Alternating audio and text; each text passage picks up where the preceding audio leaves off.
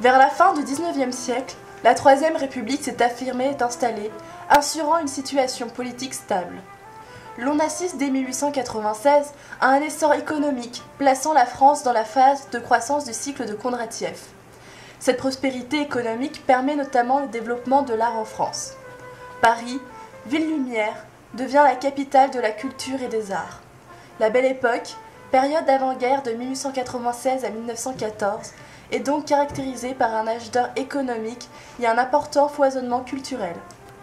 L'art à la moitié du XIXe siècle avec les réalistes, Courbet, Manet, marque une première rupture avec l'académisme. C'est une nouvelle liberté pour les peintres qui peignent de plus en plus d'événements de la vie quotidienne.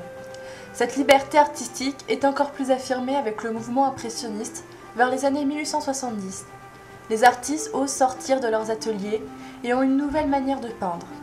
Ils ne désirent pas des formes nettes, mais retranscrire leurs impressions. À partir de 1905, la notion d'individualité est encore plus forte.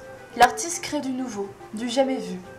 Ainsi apparaissent des courants avant-gardistes tels que le cubisme. C'est le début de l'art moderne. Paris devient peu à peu la capitale mondiale de l'art.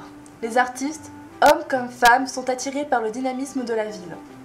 Mais tandis que les hommes ont une chance de devenir professionnels et de faire carrière, grâce aux nombreux ateliers et académies qui leur sont ouvertes, les femmes rencontrent beaucoup plus d'obstacles dans leur désir d'être artistes.